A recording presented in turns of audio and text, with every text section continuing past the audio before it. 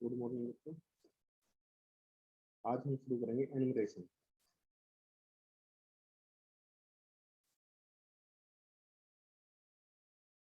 Enumeration क्या चीज है? ये भी आपका यूजर डिफाइंड डेटा टाइप है।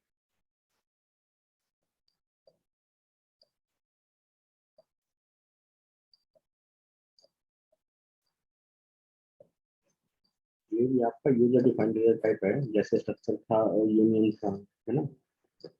लेकिन इसमें और उनमें अंतर क्या है? अंतर ये है कि जब आप स्ट्रक्चर और यूनियन डिफाइन करते हो, उसके अंदर जो आप इंटीजर, कैरेक्टर या फ्लोट कुछ भी उसके मेंबर लेते हो, और जैसे इंटीजर में आपने नंबर दे दिया तो नंबर की वैल्यू कुछ भी हो सकती है ना। लेकिन एनुमरेशन में क्या है, आप उसकी वैल्यू भी फिक्स कर सकते हैं कि भाई इस एनुमरेशन की ये पॉसिबल वैल्यू है, इसके बाहर कोई वैल्यू दोगे तो वो एरर दे देगा। ठीक है, जिसमें मैं आप क्रिएट करके दिखाता हूँ एक, उससे क्लियर होगा आपको। सबसे पहले आपका है सिंपली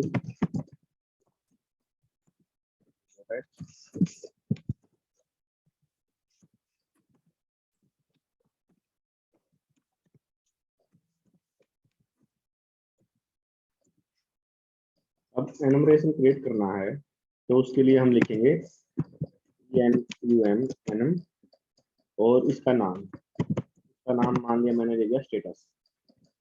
हम स्टेटस ये देख रहे हैं कि कोई बंदा है, वो मैरिड है, अनमैरिड है, डायोर्सी है या फिर विडो है। इस टाइप से मान लिया हमने दो तीन उसमें वैल्यू दे देंगे।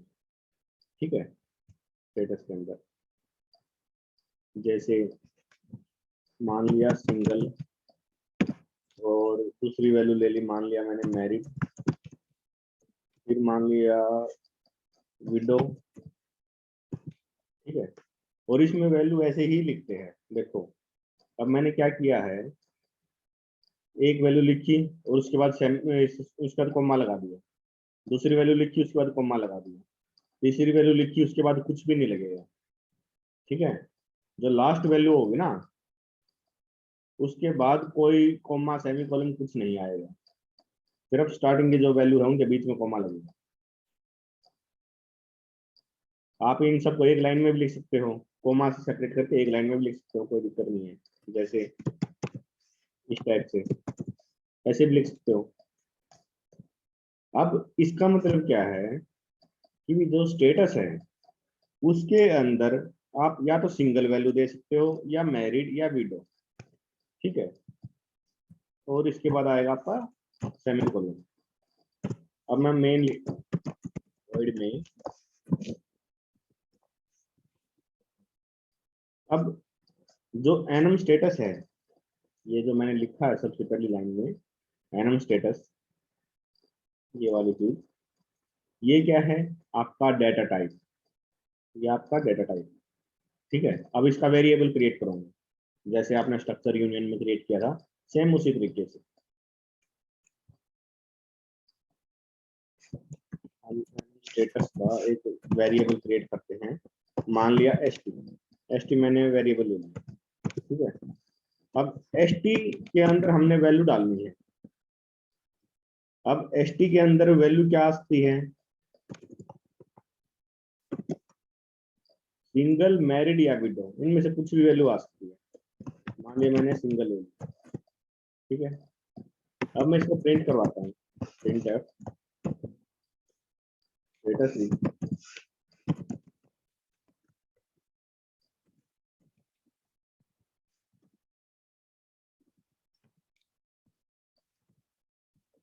मैंने इसको सेव कर दिया और मैं इसको रन करता हूँ।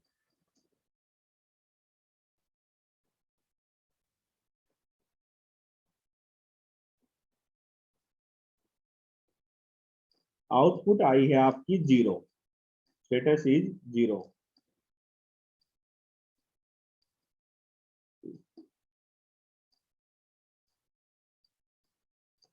आप कर सकते हो, पहले भी कर सकते हो, कोई ऐसी दिक्कत नहीं है। स्टेटस यहाँ पर आउटपुट आई है जो वो 0 आई है, ठीक है।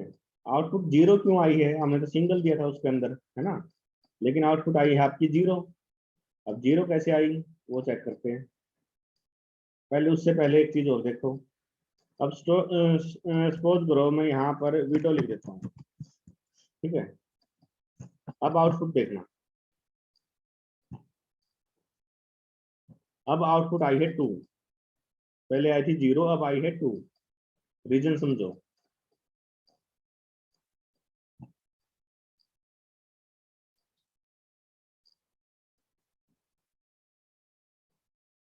एनम स्टेटस आपका डाटा टाइप का नाम है।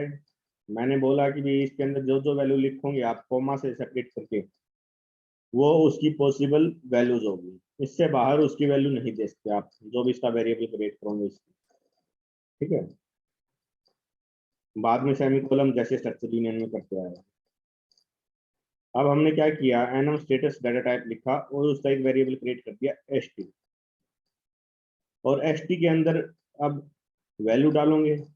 वैल्यू डाल दी मैंने विडो, क्योंकि मैंने बोला कि वैल्यू इनमें से ही कोई हो सकती है, या तो सिंगल होगी या मैरिड होगी या विडो होगी। इसके बाहर वैल्यू नहीं दे सकते, आप बाहर भी दे के देखेंगे उस केस में वो एरर दे देगा मुझे, ठीक है। अब मैंने इसके अंदर एस टी के अंदर विडो लिखा और इसको मैंने प्रिंट किया status is percentage D, D लिखा मैंने, और ये है आपकी स्ट्रिंग, करेक्टर्स है ना, मल्टीपल करेक्टर्स, तो मल्टीपल करेक्टर्स को स्ट्रिंग बोलते हैं। और इसकी वैल्यू प्रिंट करवा दी मैंने एस टी की, और इसने मुझे प्रिंट करके दिया था क्या, 2। होता क्या है, जो आप वैल्यूज उसको बताओगे कि ये पॉसिबल वैल्यूज है, तो इंटरनली इन सब की इंटीजर वैल्यू असाइन हो जाती है इनको। इंटीजर वैल्यू स्टार्टिंग विद 0, जो पहला आपने वैल्यू बताई है उसको, उसकी जो इंटीजर वैल्यू होगी वो होगी 0, दूसरे की होगी 1, तीसरे की होगी 2, इसके बाद और भी कोई है तो उसकी वैल्यू होगी 3, फिर 4। इस टाइप से आपकी इंटीजर वैल्यू उनको असाइन हो जाती है, और जब उसको आप प्रिंट करते हो तो वो उसकी इंटीजर वैल्यू प्रिंट करेगा। क्या इतना क्लियर है?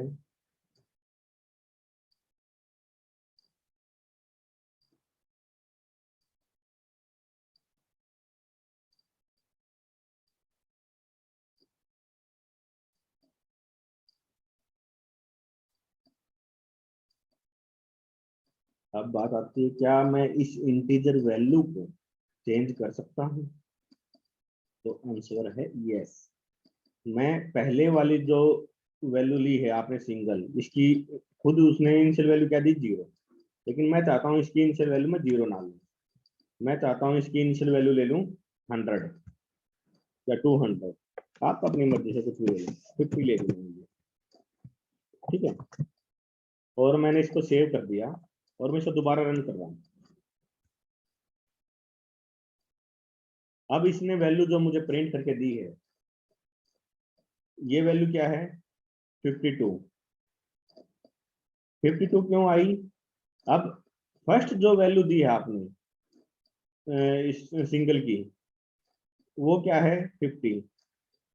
नेक्स्ट को वैल्यू जो साइन होगी वो होगी 51, फिर नेक्स्ट को क्या साइन हो जाएगी, 52। समझ रहे हो ये बात?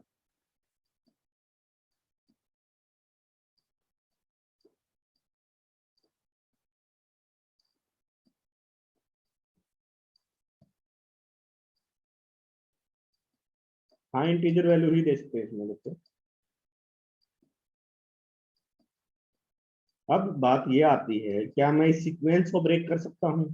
क्योंकि मैंने पहले को 50 दे दी, तो बाद वाली सब की उसने 51 52 ऐसे कर दी, लेकिन मैं चाहता हूँ बाद वाला जो सेकंड नंबर पे है उसकी 51 ना होकर उसकी वैल्यू हो 60, या थर्ड वाले की जो वैल्यू है वो 52 है, वो 52 ना होकर वो हो 70। क्या मैं ऐसा कर सकता हूँ?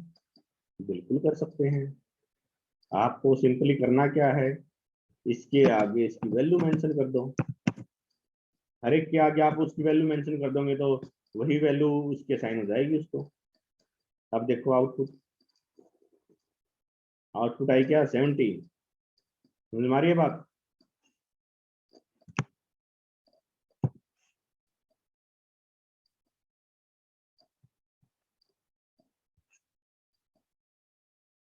अब सपोज करो मैं यहाँ पर वैल्यू चेंज करता हूँ, मैं यहाँ पर लिख देता हूँ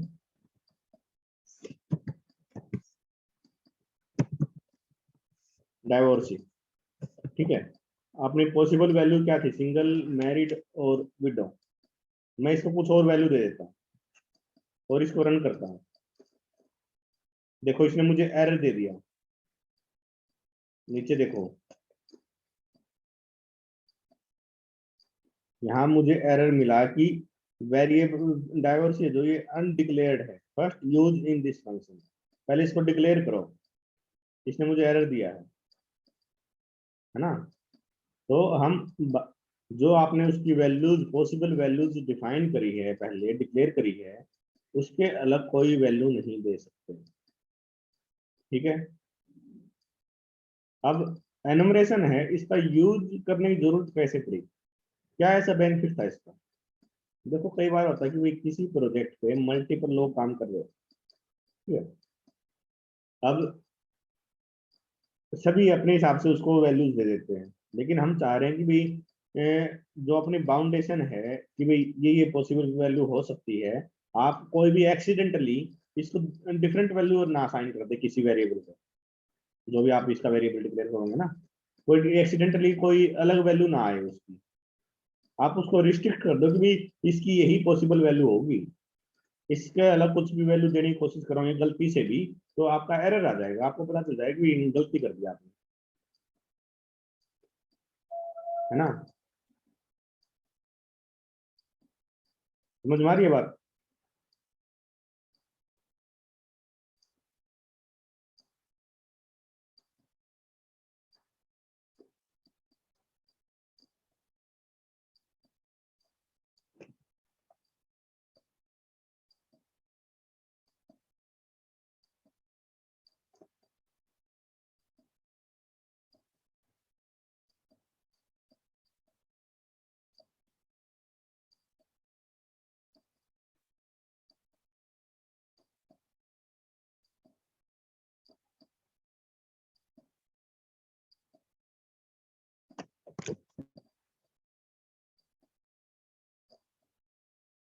हाँ मेरिट की 51 आएगी अब। इसमें कोई डाउट हो तो पूछो।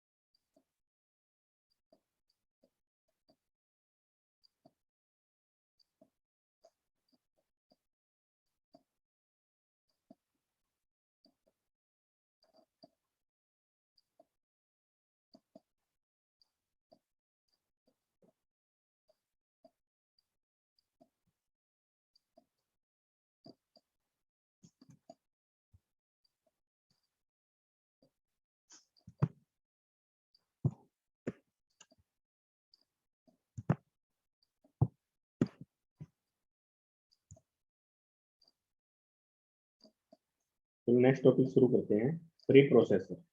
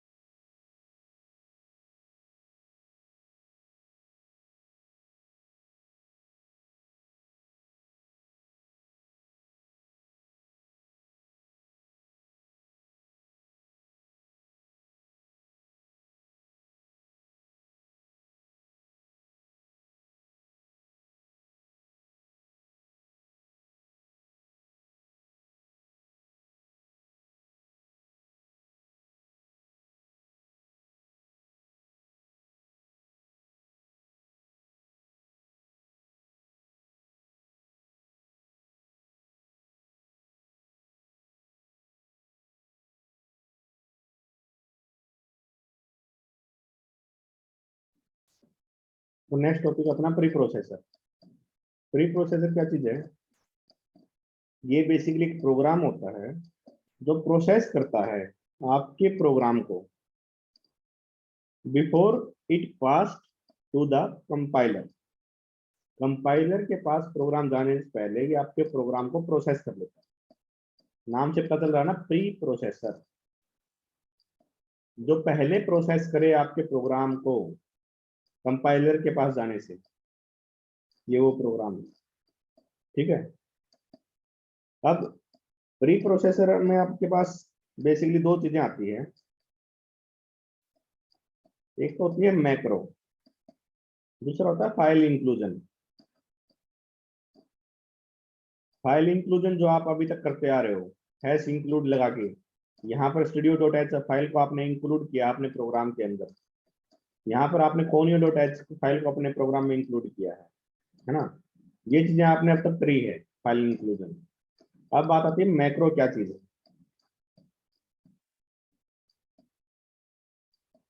मैक्रो को सबसे पहले मैं लिख के दिखाता हूँ आपको एक छोटा सा एग्जाम्पल।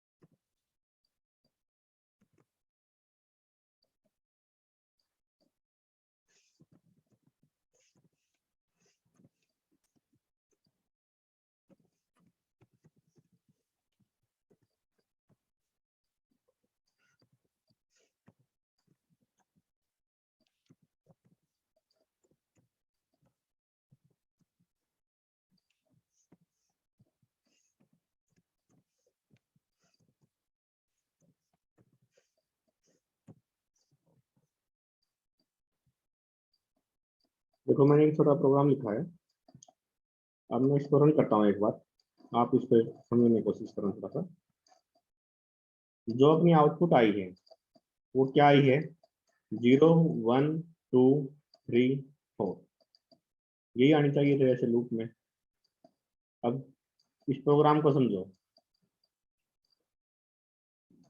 मैंने ऊपर क्या लिखा? हैश डिफाइन लिमिट, बीच में स्पेस है डिफाइन और लिमिट के बीच में, फिर स्पेस, फिर एक वैल्यू लिखी। और मेन के अंदर मैंने क्या किया? वेरिएबल लिया आई, और इसके अंदर क्या किया? लूप चलाई मैंने एक, while i less than limit. जब तक ये कंडीशन ट्रू है आपकी, आपने क्या करना है? आई की वैल्यू प्रिंट करवाना है और फिर आई की वैल्यू को इंक्रीज कर देना है। अब जो मैं ये लिमिट लिख रहा हूं यहाँ पर, ये देखो लिमिट लिखा मैंने। ये लिमिट क्या है? ये लिमिट है जो आपने ऊपर डिफाइन करी है मेन से पहले। और इसकी जो वैल्यू होगी लिमिट की, ये है 5। मैंने लिमिट इज इक्वल टू 5 नहीं लिखा है, ये नहीं लिखना। जो आप वर्ड यहाँ पे लिखोगे, उसके बाद एक स्पेस देने के बाद जो भी लिखा आपने, एक स्पेस के बाद, सिंगल स्पेस के बाद, वो सारी की सारी उसकी वैल्यू हो जाती है। अगर यहाँ पर आपने स्पेस देके इक्वल लिख दिया ना, इक्वल उसकी वैल्यू हो जाएगी लिमिट की। तो बीच में कोई दूसरी वैल्यू नहीं आएगी, मतलब कोई भी सिंबल नहीं आएगा, सिंपली लिमिट और एक स्पेस के बाद 5, या जो भी आप वैल्यू देना चाह रहे हो। ठीक है। अब होगा क्या, जब आप प्रोग्राम को कंपाइल करोगे, आपने इस वर्ड को, लिमिट को डिफाइन कर दिया है मेन से पहले। अब जैसे ही आप प्रोग्राम को कंपाइल करोगे, प्रोग्राम में जहां पर भी उसको लिमिट वर्ड मिलेगा, उसको वो रिप्लेस कर देगा 5 से। रिप्लेस कर देगा। मैं ये नहीं कह रहा हूँ कि भी सेम वैल्यू लिमिट की रहेगी हर जगह, वो रिप्लेस कर देगा उसकी वैल्यू को। ये लिमिट आपने प्रोग्राम में एक जगह लगा रखी हो या 10 जगह लगा रखी हो, ये उसको रिप्लेस कर देगा। अब जैसे मैं यहाँ पर आई लिख रखा, मैंने इंटीजर आई। अब मैं आई की को जहां भी यूज कर रहा हूँ, आई की सपोज करो इनिशियल वैल्यू 5 है, आई को मैं जहां भी यूज कर रहा हूँ प्रोग्राम में, बिफोर कंपाइलेशन उसको रिप्लेस नहीं करता आई, क्योंकि आई एक सिंपल वेरिएबल है। आई की वैल्यू रिप्लेस नहीं होगी प्रोग्राम में कहीं भी। वो जब आप उसको रन करोगे ना, तब आई की वैल्यू यूज होती है उसमें। लेकिन मैक्रो के केस में क्या होगा, बिफोर कंपाइलेशन हर जगह जहां पर भी आपने वो वर्ड लिखा हुआ है, उसकी वैल्यू रिप्लेस हो जाएगी जो आपने उसको वैल्यू बताई।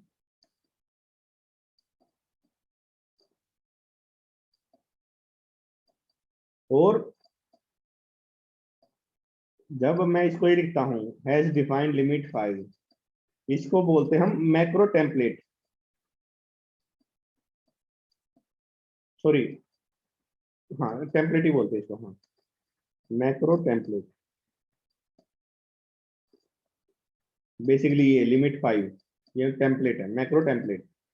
और जहां पर भी इसको ये लिमिट वर्ड मिलेगा, वहां पर इसको रिप्लेस कर देगा, उसको बोलते हैं मैक्रो एक्सपेंशन।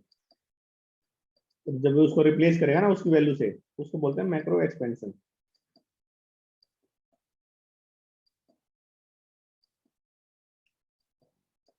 ठीक है। अब ऐसा करने का बेनिफिट क्या है? मैंने कहा कि हमने एक वैल्यू वर्ड डिफाइन कर दिया जिसकी वैल्यू 5 है, और प्रोग्राम में जहां भी वो होगा उसको हम रिप्लेस कर देंगे बिफोर कंपाइलेशन उसकी वैल्यू से, वर्ड की वैल्यू से, एक्सपेंशन। तो ऐसा करने का बेनिफिट क्या है? क्या मैं एक सिंपल एक वेरिएबल ले लेता, इंट लिमिट, और इसकी वैल्यू ले लेता मैं 5, इसमें क्या दिक्कत थी? ये क्वेश्चन तो हो सकता है ना। अगर मैं इसको मैक्रो ना लेके सिंपल मैं इसको ऐसे लिखता, हाँ हाँ, ये तो एक वेरी नाम लिया मैंने बच्चे। आप कोई भी ना लिमिट की जगह आप कुछ भी ले लो, हाथी घोड़ा कुछ भी लिख लो आप।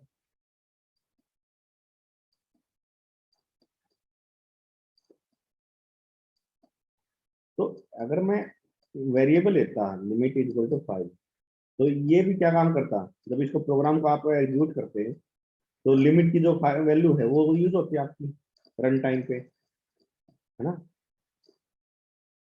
आंसर सेम आएगा, आंसर में कोई डिफरेंस नहीं आएगा, वैसा करके देख लेना।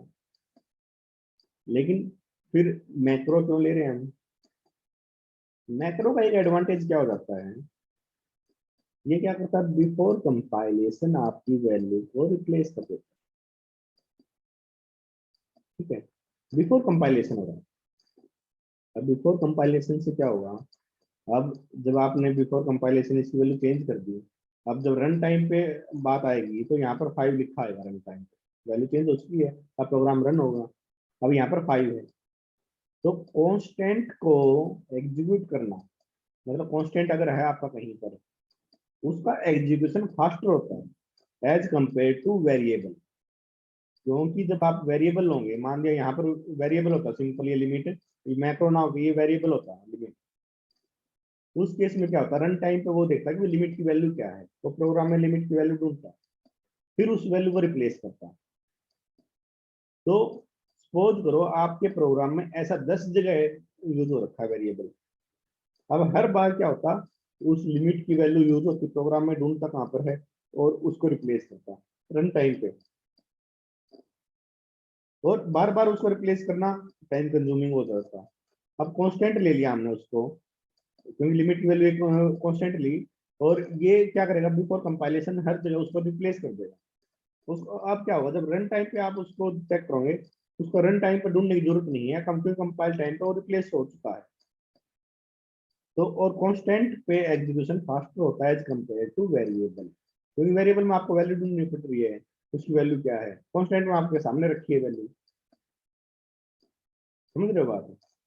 अगर मैं आपको ये बोलूं कि भी 5 + 3 कितना होगा? आप क्या बताओगे मेरे को? 8। लेकिन अगर मैं ये पूछूं आपसे, मेरे पास एक वेरिएबल है ए जिसकी वैल्यू है 5, दूसरा वेरिएबल है मेरे पास बी जिसकी वैल्यू है 3, और एक वेरिएबल है मेरे पास सी, और सी के अंदर मैं लिख रहा हूँ ए + बी। अगर मैं आपसे पूछूं कि भी आप इन दोनों में से फर्स्ट ट्रैक किसको सोल्व कर सकते हो? ऑब्वियस बात है, जो पहला ऑप्शन है आपका कांस्टेंट वाला, इसको देखते ही आप बता दोगे। अब दूसरे केस में क्या होगा? आपने लिया a = 5, b = 3, फिर एक वेरिएबल c, फिर देखा आपने a + b, a की वैल्यू आपने ऊपर चेक करी, a की वैल्यू क्या है भाई? a की वैल्यू मिल गई आपको 5, फिर 5 रखोगे यहाँ पर, फिर b की वैल्यू देखी आपने, b की वैल्यू 3 मिली भाई। अब इन तीनों को, इन दोनों को क्या करोगे आप? ऐड, फिर उसको c में रखोगे, है ना? ऐसे ही करोगे। तो एग्जीक्यूशन फास्ट किसका हो रहा है? ऑब्वियसली जो कांस्टेंट है उसमें एग्जीक्यूशन आपका फास्टर होगा। और इसमें मैक्रो के केस में यही चीज हो रही है, बिफोर कंपाइलेशन इसकी वैल्यू रिप्लेस कर देगा 5 से, और जब आप इसको रन करोगे तो उसको फटाफट वैल्यू मिलती रहेगी, कांस्टेंट है सामने।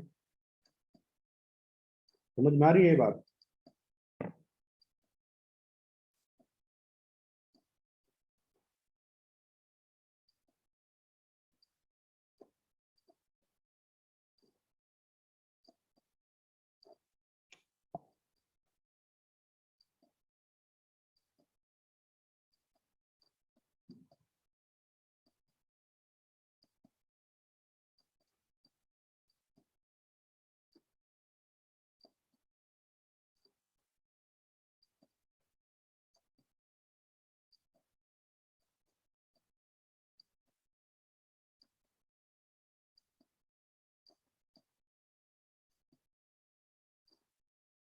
क्या समझ में आया ये? Yes no?